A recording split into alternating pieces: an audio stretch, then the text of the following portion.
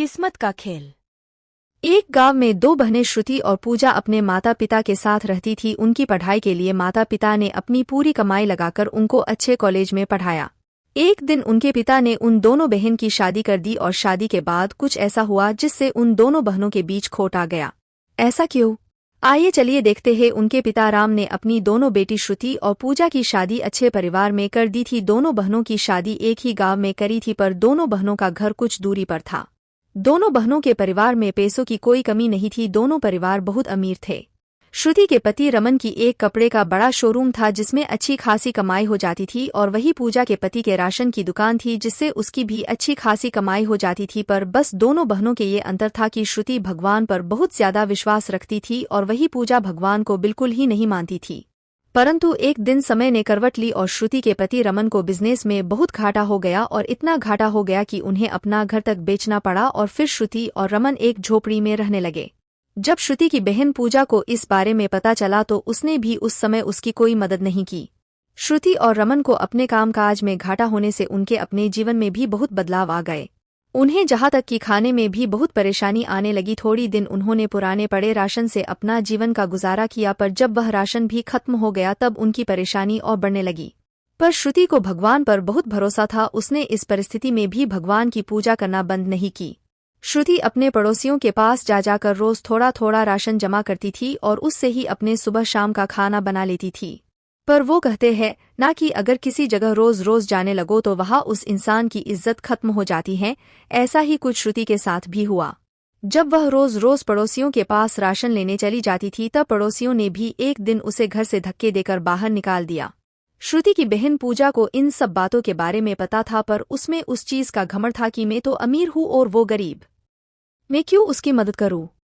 एक दिन श्रुति अपनी बहन पूजा के घर जाती है। पूजा को पता चल गया था कि श्रुति यहाँ क्या करने आ रही है। इतने में ही श्रुति वहां पहुंच गई और पूजा से बोली कि पूजा, हमें बिजनेस में बहुत घाटा हुआ है जिससे हमारा घर तक बिक गया और खाने के लिए घर में अन्न का एक दाना तक भी नहीं बचा। अगर तू मेरी कुछ मदद कर सकती है तो बहन मेरी कुछ मदद कर दे। तब पूजा घमंड में बोलती है कि इसमें मैं तेरी क्या मदद कर सकती हूँ, मैं तो तेरी इसमें कुछ भी मदद नहीं कर सकती। तब श्रुति कहती है कि मैंने और रमन ने 4 दिन से कुछ नहीं खाया, अगर तू इसमें हमारी कुछ मदद कर सकती है तो बहन मेरी थोड़ी से मदद कर दे। तब पूजा श्रुति को अपशब्द बोलकर श्रुति को घर से निकाल देती है। श्रुति रोते रोते अपने घर पहुंच जाती है। श्रुति को रोता देखा रमन श्रुति से पूछता है कि तुम्हें क्या हुआ, तुम इतनी परेशान क्यों हो। तब श्रुति रमन से कहती है कि घर में कुछ भी खाने का नहीं है। इतने में गांव के लोगों से श्रुति को पता चलता है कि गांव का सेठ अपनी तरफ से पूरे गांव को एक दावत दे रहा है। श्रुति और रमन उस दावत में पहुंच गए और थोड़ा बहुत अपने साथ शाम के खाने के लिए भी बांध कर लेकर आ गए।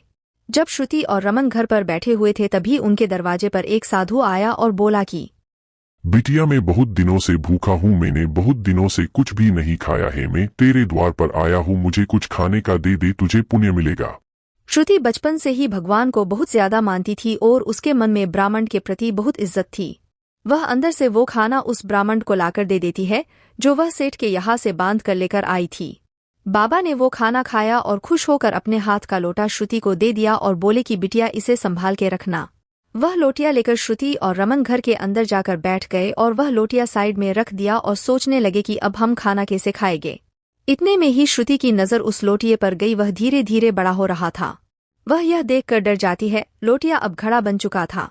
फिर श्रुति और रमन उस घड़े के पास जाते हैं और उसे खोल के देखते हैं, और उसे खोलते ही वह उसे देखकर शौक हो जाते हैं, क्योंकि उसमें से सोने की मोहरें, सोने के जेवरात और भी कई प्रकार के आभूषण निकलते हैं जो कि कई महंगे होते हैं।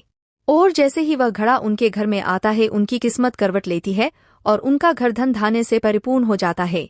रमन अपने कपड़ों का शोरूम वापस खोल लेता है और उससे उसे मुनाफा भी होने लग जाता है। उसके घर की आर्थिक स्थिति भी सुधर जाती है और फिर वह वापस अमीर हो जाता है। जब यह बात पूजा को पता चलती है तब पूजा अपनी बहन श्रुति के घर मिलने जाती है। एक दिन वह साधु फिर श्रुति के घर जाता है। वह बाहर जाती है और देखती है कि वहाँ साधु के रूप में भगवान खड़े हैं, और वो वही थे जो पहले साधु के रूप में आए थे। उन्होंने श्रुति को आशीर्वाद दिया और चले गए। इस कहानी से हमें यह शिक्षा मिलती है कि परिस्थिति कैसी भी हो, हमें अपने आराध्य देव पर हमेशा विश्वास रखना चाहिए, क्योंकि परमात्मा के घर देर है अंधेर नहीं, वह एक न एक दिन सबकी सुनता है। बस फर्क इतना होता है कि किसी की जल्दी सुन लेता है तो किसी की लेट।